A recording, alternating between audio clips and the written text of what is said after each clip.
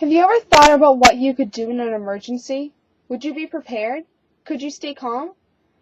Do you have supplies and the know-how to survive? According to an Allstate survey, 84% of U.S. drivers think it's unlikely that they will be in a situation where their car isn't drivable because of a breakdown, even though 1 in every 5 American drivers has been stranded for more than 2 hours due to a mechanical breakdown, and 82% have experienced 4 or more breakdowns. Living in Wisconsin in the winter means that if you break down, it can lead to serious injuries. When driving in snowy weather, you should prepare yourself by doing these steps. Make sure your car is maintained. There's an emergency kit in the trunk of your car, and you know how to react and stay safe until help can arrive. Maintaining your car properly is the best way to avoid getting in a serious breakdown. Check your tire pressures on a regular basis so you don't end up with a flat. Change all oil and fluid levels and check their levels also. Get a checkup on your car every 5,000 miles to make sure everything is running smoothly. The Allstate survey found that drivers who keep their car routinely maintained had an average of 3.7 breakdowns, with less frequent maintenance had an average of 5.7 breakdowns. So obviously it shows that maintaining your car does pay off. Every winter, you hear news stories about drivers trapped in their vehicles for several days during a blizzard. Unfortunately, most American drivers are not prepared to face the breakdown in a blizzard. The Allstate 2011 Good Hands Roadside Assistance Survey found that just 51% thought they could survive with the things they had in their car for up to 3 days. Being stranded in a blizzard.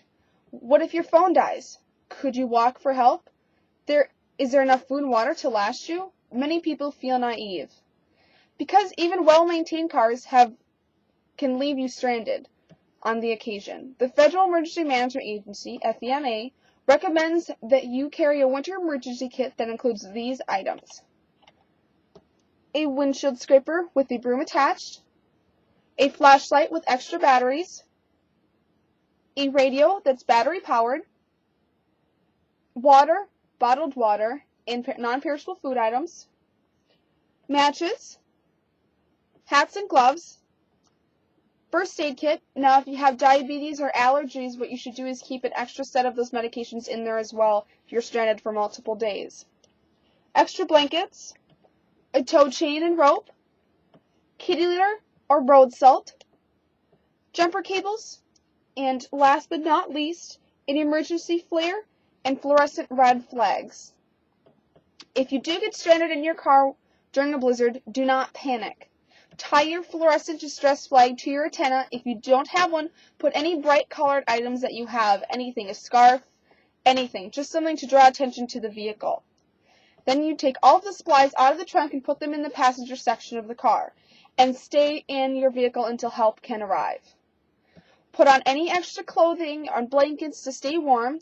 You can run the motor for 10 minutes every hour, but make sure that there's no snow or anything clogged up in the tailpipe, because if you do that, you risk carbon monoxide poisoning.